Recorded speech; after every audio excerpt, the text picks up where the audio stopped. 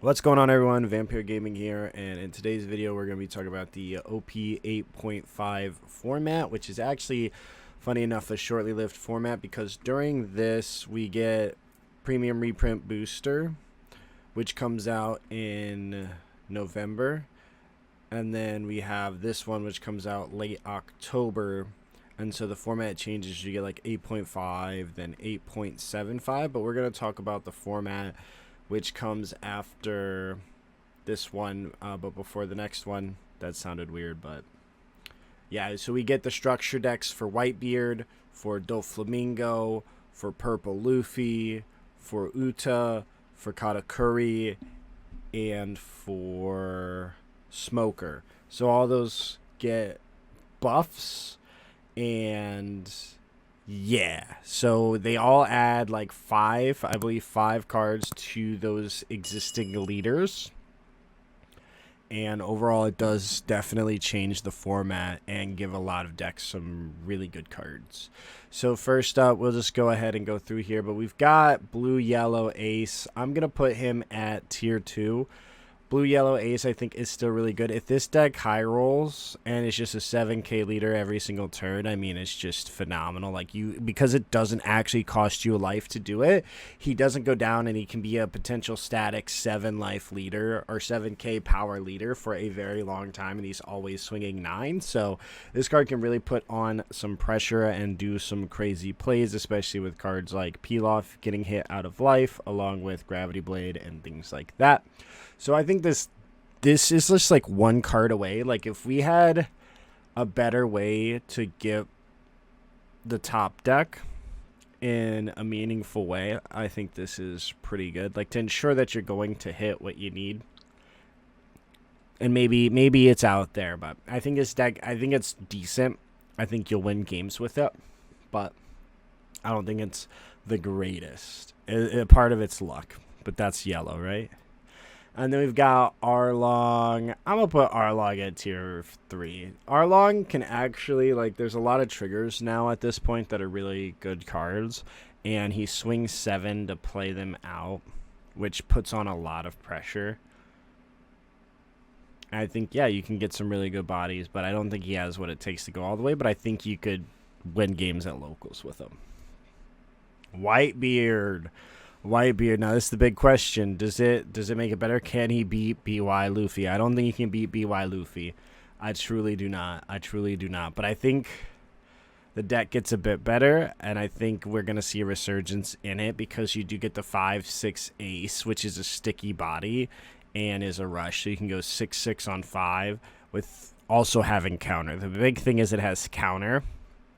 And so I think we're going to see a little resurgence. Do I think he's great? No. Do I think somebody's going to top with him? Absolutely. Just because there's so many people who love Newgate. And then on top of that, Newgate's is a big fundamentals deck. So if you're strong in your fundamentals, you will just absolutely... You can really just skill gap people. And I think just on that alone, somebody could get like top 32 easily. If they don't play BY, you know, I think if you just queue into BYs, you're probably just cooked. You play Unblockable Luffy, though, and that's big. So even if they go to 0, they have to go to 1. Otherwise, you just play Unblockable Luffy, smack their face. 16 GGs.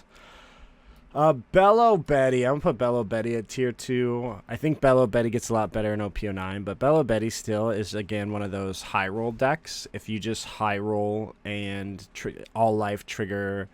You probably just win because you're swinging a bunch because you just discard one card. Every card gains 3,000. So it's like if you have three of them gain 3,000. So it's 9 free Dawns. So you have like 19 Dawn swings. Black Yellow Mom. I'm going to put her at tier 4. I don't think that needs any real explaining. But I'll put Yellow Mom at tier 3. I just like 5 life leaders a little bit more. And I think her ability is like okay. Yellow side of Linlin hasn't gotten any support, but with the new purple cards, those are all pretty good. the purple 9. You do get the new, so there is a new 6-drop mom, but I don't think that's gonna improve this. 6-drop mom is pretty much I do it, you do it, because it's like, oh, trash 2 cards, you either trash life or trash 2 cards, and it creates a value proposition that you have to try to, you know, figure out, is it worth just trashing my life, this or that. Bonnie, I'm gonna put at 1.5 here too. I think she's above Newgate in this regards, but I think Bonnie is like, I don't think she is tier 1. I think it takes the right pilot and a little bit of luck to get you there. I think this past regional somebody got there, but again, there's a whole new edition of cards, and I think she's pretty good, but not all the way there. Carrot, I'll put Carrot at tier 2. I think, like, if somebody took the time, there might be something here. But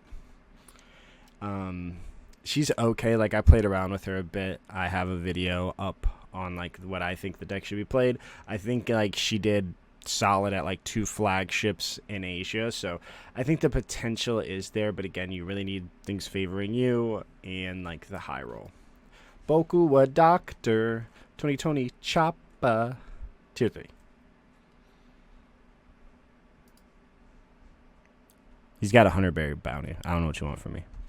Then we got Purple Yellow Croc. I'm also going to put him at tier 3. I think he's solid, truthfully. Like, the new 9 mom is really good for him because he can go 8 and then play, like, the 9 mom right after. Because he's got the 8 Croc, which I think is a really good card. And Purple technically gets some more cards. Not sure how they would impact him, but maybe there's something there, but I don't think he improves at all. So I'm going to put him at tier 3.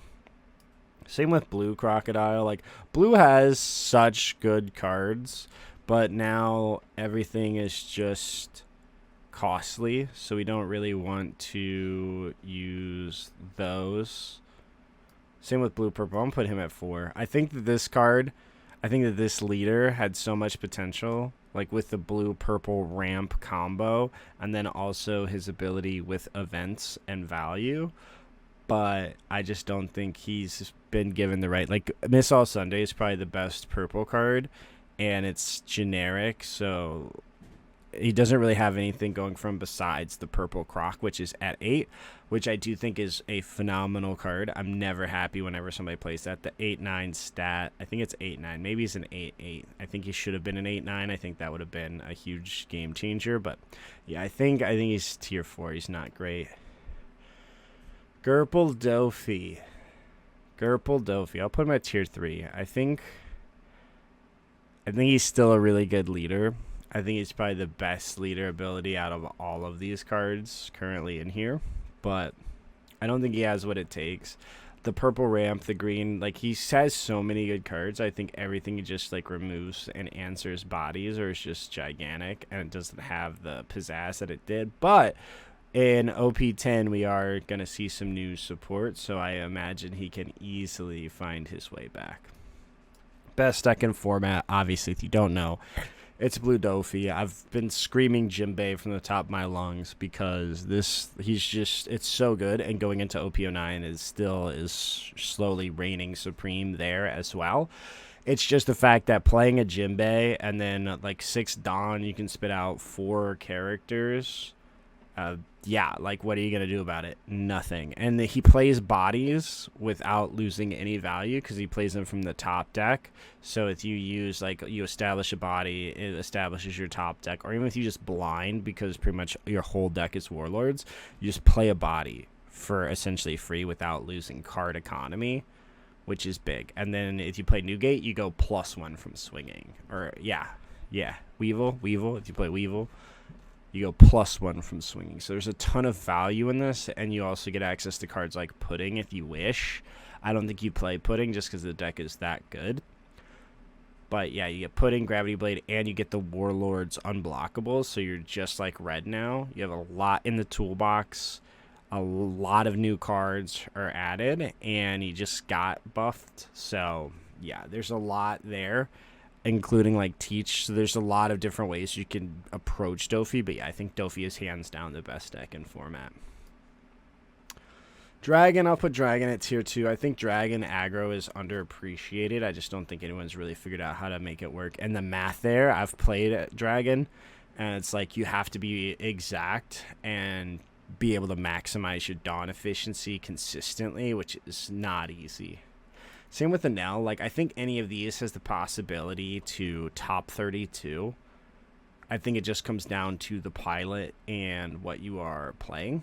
But yeah, I think Enel, honestly, arguably like 1.5, but he doesn't really get anything besides like 6 Mom, which I don't think gives him a ton of value. And then again, blue becomes like the best deck, and I think that's Enel's biggest weakness. Correct me if I'm wrong. I'm not a huge Enel guy. But yeah, I think honestly, if there's a 1.75, I think it's right between here. Because like he has the potential to be so good. He's never bad. He's just never good. And now I'm going to take a spicy take. I'll put him at tier 2. I'll put him at tier 2. I think he can also take down Luffy, because it's just like, oh, you want to use your leader ability? Well, now you can't. Like, you have to swing to use your leader ability. It's like, well, now I turn it off, and you also freeze one. But again, he's got the Jinbei, which allows you to swarm the board. You play it, you play Weevil. Best combo, you draw 1. You only go -1, establish 2. Or you play it off of top deck, Jinbei, and then you go Weevil from hand, and you lose no economy, establishing 2 bodies. But yeah, I think Foxy is just super underrated, super underappreciated. I feel like he's just 1 card away from being phenomenal. Or if, like, his Foxy card was just a little bit more sticky, the fact that all his bodies are pretty easy to answer, I think is the biggest downfall in a world without black. I think he's just a little bit better. And we've got Garb. I think Garb's tier 4. I hate to say that, because I feel like this leader, he has the best minus mechanic in the game, in my opinion, but like none of the cards just have crossover. Boa, I'm gonna put Boa at tier 2 as well. I think it's definitely, you know what, I'm gonna go 1.5. I think Boa's underappreciated, and in the same essence, like, you get all the same things that Dofi does. I don't think any of them are leader locked, and I think she's just a different flavor of Dofi, because you're like, you still want to play Jinbei Weevil. You just can't play it off the top of your deck, but you can get like Dawn efficiency and the value. You can get the value off of her leader ability to draw. Hannibal, I'll put him at 3. I think Hannibal's slightly underappreciated. I think if you ramp, and he's got a 1-cost event, I think that can remove like anything. So I think this card's slightly underappreciated. Hody, I'll also put at 3, just because I feel like Hody's just 1 card away from being phenomenal. Iceberg's 4, sorry buddy. Isho, tier 4. Again, like the green black overlap, I just don't think it's there. I don't think it's that strong. Ivankov, I'll put Ivankov at tier 3. I think Ivankov has some kind, might even be a sleeper, because you have those new draw cards that you can go from 0 cards to 4 cards, which is just insanely efficient. And that possibility, I think, is really cool. Kaido, I'm going to put Kaido at tier 2. I think with Black Maria, I think Kaido's just underappreciated. Honestly, what's unfortunate is I'm laser focused on earning my invite back to Nats in January. Otherwise, I would love to dabble with so many different decks and just focus on those. But like, obviously, the invite is my #1 priority. But I do think that this leader has a ton of potential right now, and I would love to see him thrive. I would love to play him, just because like you see Maria, you're just like boom, you're like Onigashima Maria, a ramp, a minus, you lose a life, you lose a life, you lose a life. Then you're like 10 Kaido, you lose a life. I'm gonna smack it. It's just so much potential. And if Maria sticks in any matchup, like, you're just gonna get insane value. Got Blurple Croc. I'll put him at 3. I'll put him at 3 just because I think he's worse Purple Croc, or Purple Kaido. But you get Onigashima and you get access to search it, but there's nothing really on the blue side, so I don't think he's super great. Calgara, I'll put Calgara at 1.5. I think Calgara is underappreciated. It's just yellow. It's a very high rolly deck. I think it's slightly better than Enel. Calgara lets you do a lot of different things. You can do Nolan and start healing, or you can just go full aggro and just absolutely just blast face. And if you hit double, you hit double Calgara, you're like, ooh, I'm him. You're like, oh, attach 1 on 7, play Calgara, swing, play Calgara. Then you're like, 8, whatever. Probably played a Wiper the turn before, like, so good. Katakuri, I'm going to put Katakuri at tier 2. Tier 2, again, I think this is more of a 1.75. I'll put him at 1.5. Because playing Swing 5, play 10 Mom is never bad. It's never bad. It's never feels good to have happen. And I think that this, it's just yellow. You get lucky. A luck is, you can just literally luck your way to winning. And he gets the 5/6 is actually pretty cool. I don't think you play him, but I think there's a lot of opportunity here. And of course, he's one of those decks that gets buffed. Red, Purple Kid, tier 3. But he gets new support, which is optimistic. Purple Kid, I'll also put him at tier 3. King, tier 4. Yeah, I'll put him at tier 3. I still think Kinemon has decent stuff. 8-drop Odin, but like it's just too slow. It's just too slow. Kuro, I'll put Kuro at tier 4. Kyros tier 3. I'm really hoping for more. It looks like all the new support's going to be blue, which makes me sad, but I do hope they release some black Dressrosa support, because then it becomes Kyros support. The unfortunate part is, of course, with Kyros, the Kyros through drop doesn't work with him either, which I think was a big card that could help him out. I would love to see a version of that for him. But, yeah, I think he is really solid. It's just every other black deck does what he wants to do, but better. And that really just kind of holds him back.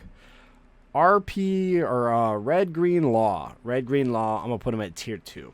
I'll put him at tier 2. A guy topped with him in 07. Just goes to show that he's still there and possible. No deck does what he does better than he does it, and just creates value. Bounce back searchers, you get to replay him, you let your characters go, and you just infinitely loop value. You just go down to 2 life, and it feels like you're there forever. So yeah, I think there's the potential. I think any one of these could find their way into top 32. I think that's what tier 2 is for. Now I'm about to, you guys see who's right here, right? I'm about to say something a little controversial, maybe. Might get a little people riled up. But I think he's 1.5. I'm banking on him being 1.5, because I will be running him. I will be. Because you get the 5. The only card I think you really play is the new 5/6 Ace. But I think that is such a huge card for him, because it gives you counter. And it gives you a sticky body. And then, yeah, because like most decks, especially black, just doesn't typically have 2Ks. ST14 Luffy, of course, a little bit different. And all of that. But like Jack, you can answer Jack with Flame Emperor, which is big, because black in itself cannot answer Jack without it being super expensive, but this deck can. So they go 7, you go 8, you're just going to KO it and swing 9 at double attack at life, which is going to be such a moment. I don't think people understand how great Flame Emperor was. Like, Moria can't be Flame Emperored, but now that they have a perfect, on curve for 7, they're going to want to play Jack. It gives me the perfect opportunity to smack down that Flame Emperor once again and make them like essentially have wasted a turn and 7 Dawn while also cracking for 2. So super excited to have that back, and I think Jack just really makes that card a lot better. So I really think he has the potential, and I'm really hoping to be able to shine once again. RP Laws banned. Black Luffy tier 4. This Luffy I think also tier 1.5. Maybe I'll go tier 1. he's actually been seeing a lot of success, and I think that success continues. He doesn't get any support per se, but I think the deck's still really good and really underappreciated. I'm also going to put BY Luffy on best deck in format. I think, of course, them getting that unblockable event makes them really good into BY, because you just play that Perfume Fior, and you just swing 16, they just lose.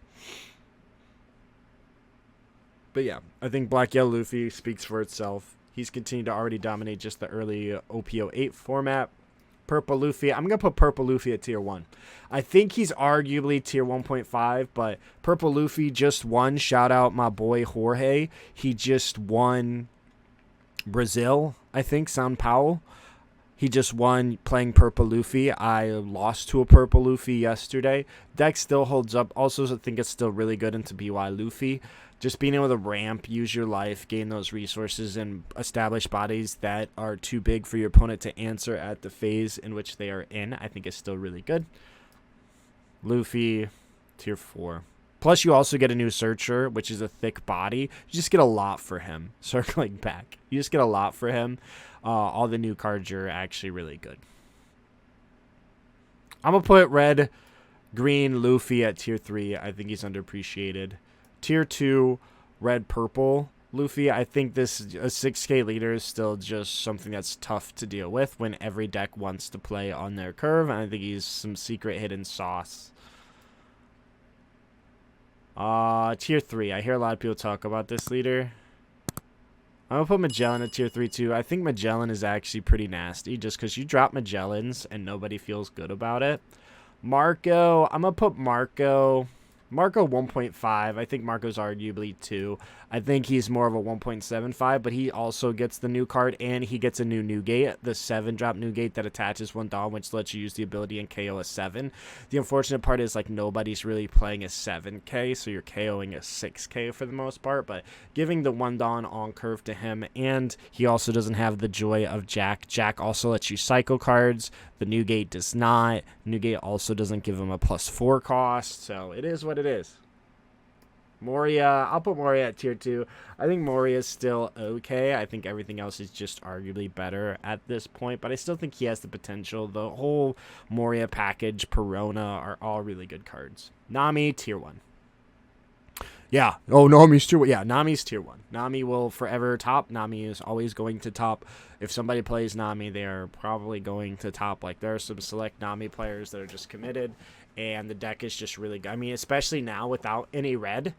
Red is like Nami's weakness. You'll fold Nami at like 10, 15, 20 cards in deck. Every other deck plays pretty slow, and so Nami gets to take advantage of that. Odin, 3. Odin, 3. Actually, this one's 4. This one's 3. Shout out Karar. Perona, I'll put Perona at tier 2. I think Perona is a little bit better than Moria at this point, because just you get the access to the green package as well, and I think that's big. Plus her ability just rests any blocker in your way, which is also just huge. So it's like your opponent has to play 2 blockers, otherwise there's no point in playing 1. Pudding, I also think Pudding is tier... I'll put Pudding tier 1.5. She does get the new yellow support. I think Pudding has potential. Pudding had a decent showing early on, but now is kind of faded out. I also think Queen... I think Queen's tier 2. I think Queen gets support cards here. I know some people were talking about maybe it's OP09. Or even the... Yeah, maybe it's OP09. But at some point, Queen gets some support that I think kind of puts him back in the game. But yeah, this deck is just super annoying. It feels like you're winning, then suddenly the deck just comes back. Rebecca, I'll put it in tier 2 for Cross. Tier 2 for Cross. If Cross believes in it, I think there's something there. Reiju, I'll put Reiju at tier 1.5. I know everybody's like, didn't you say she was the best deck in the format? Yeah, until the structure decks. That I did. Until the structure decks. Specifically, because then you get Dofy, and Dofy's just a monster, a menace. But I still think Reiju has the potential. I think these are all leaders that you can see in the pie chart for, like, the tops, and then these will be, like, the rogue options. Reiju, of course, has the best cards in the game. I lost to a Reiju playing Magellan yesterday, so. Big Bobber at Lucci, tier 1. Wait, this is the, this isn't the right Lucci. Haha, this one's tier 4. This one's tier 1. I think Lucci's still already showing up, and a lot of people are still just staying on him. I think Lucci's just, it's, you know, you get Jack, and you don't have RP Law in your way, so you don't have to tech for that matchup. I think it's huge. I'll give Rosinante tier 3. Red Black Sabo, I'll put him at tier 2. I think there's the potential, especially since every deck plays removal, and you can save your bodies. Plus, you have the red aggro, and you can play black controls. So you've got a lot of things going for you on both sides. Red Yellow Sabo. I think this one is a better Red Black Sabo. I think this has the aggro potential. I think it gets better in OP09. But yeah, with all the decks just not playing counter and being greedy, I think you just get that benefit of just having that aggro.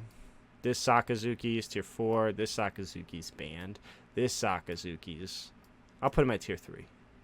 Sanji, tier 3.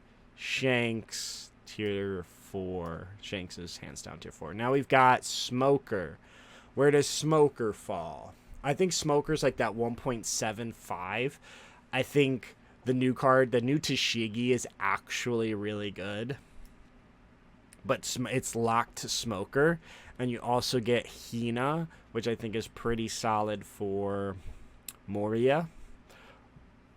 So it's interesting. But I think Smoker's 1.5, but I think he's the lowest deck on this list. I think you can see his name in the pie chart. I think it's probably, if I had to rank him, I think this is probably the worst deck, second worst deck in this suite. Uda, I'll put Uda at 1.5. I think, again, like these three, because Uda gets new cards, and they're actually pretty good, but Uda also has huge hand advantage, but again, best deck is blue and can play Pudding, and you just lose, because the biggest thing Uda has is being, like, 13 cards in hand, and having to play around that might not be as efficient. Red Uda tier 4. I will put Vegapunk at tier 2. I think Vegapunk's just super underappreciated. Same with Vivi. Again, I think these are all rogue options that you might find in a pie chart if somebody gets fortunate in their matchups and also puts the time in. I'll do the same thing here with Yamato. I think just smacking face is just absurdly good. And then Yellow Yamato, I'll put tier 3. Zoro goes in that 1.5. I think Zoro is really solid. Isn't the greatest, but like that red aggro against any like black deck, or even putting aggro onto a BY Luffy to have to awaken super early or start countering is huge. And just being able to go wide, I think the deck's really good. Oh, where'd he go? Blue, green, Sanji, I think is also tier 2. The deck is like similar to like Zoro and this Sabo, because you can cycle back your searchers, restand characters, and do a bunch of different things. You can put on a lot of pressure. And then we've got Z. I'll put Z here at tier 4. But yeah, as always, let me know what you all think. What deck are you going to play once the structure decks release? And as always, be sure to hit that subscribe button. It helps me out a ton. Just do me a favor, hit that. And then thank you all so much for watching.